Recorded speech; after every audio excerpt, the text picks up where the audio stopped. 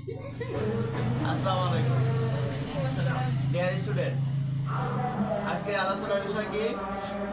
Changing voice, rules of adding বিভার। আজকে আমরা দুইটা নিয়ম শেখাবো, সেটা হচ্ছে নাম্বার 3 এবং 4। ঠিক আছে, প্রথমটা কি? সাবজেক্ট প্লাস সাহায্যকারী ভার্ব প্লাস ভার্বের সাথে আইএনজি। আমরা কিন্তু গতদিনকে বলেছিলাম যে সাহায্যকারী ভার্বের পরে যদি আইএনজি যোগ থাকে তাহলে এই আইএনজিটা কার সাথে আসে? বি ভার্বের সাথে যোগ হয়। তাহলে এই জন্যই দেখো এখানে বি প্লাস আইএনজি বিং আছে। ক্লিয়ার? যেখানে আমরা আইএনজি দেখবো তখনই ওইটাকে চেঞ্জ করে আমরা আগে বি ভার্বের সাথে আইএনজি যোগ করে দেবো। তাহলে এখানে কি হবে? অবজেক্ট সাবজেক্ট হবে, রাইস। সাহায্যকারী ভার্ব থাকলে অবশ্যই দিতে হবে, সাহায্যকারী ভার্ব থাকলে অবশ্যই দিতে হবে। তাহলে রাইস ইজ এবার বিং। এই যে সাহায্যকারী verb plus being plus V3, তার মানে এখন আইএনজি বাদ পড়ে গেল, থাকলো কি? ইট, লিটার eaten, eaten by here object কি? এই যে হিয়ার অবজেক্ট হি। ক্লিয়ার? এই কিন্তু একেবারে সোজা নিয়ম। আচ্ছা, এখন আমরা প্যাসিভ থেকে অ্যাক্টিভ করবো একটা।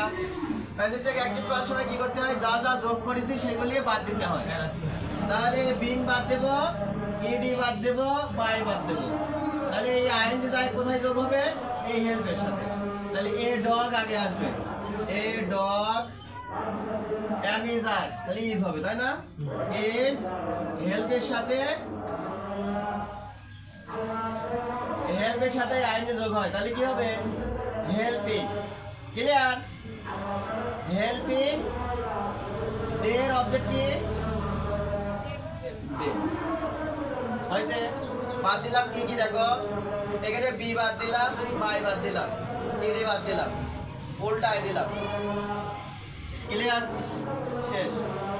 এবার দেখো দ্বিতীয়টা, number 4, subject plus have verb plus V3 থাকলে হ্যাভ ভার্ব থাকবে এবং বিন যোগ হবে। কেন বিন যোগ হবে? কারণ আমরা জানি হ্যাভ হ্যাজ হ্যাড এর পরে ভার্বের পাস্ট পার্টিসিপলই হয়। এজন্য বি ভার্বের পাস্ট পার্টিসিপল কি? বিন। ঠিক আছে? তাহলে অবজেক্ট আছে, সাবজেক্ট হবে এ টিম। তাহলে এ টিমের সাথে হ্যাভ হবে না হ্যাজ হবে? একটা হলে হ্যাজ হয় আর অনেক হলে হ্যাভ হয়, তাহলে এখানে হবে হ্যাজ। ঠিক আছে? হ্যাজ বিন, এই যে বিন যোগ করলাম। ক্লিয়ার?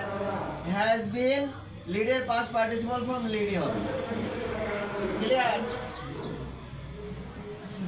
অথবা লেট দেওয়া যায়, LED। ঠিক আছে? লিড লিড লিড অথবা লিড লেট লেট।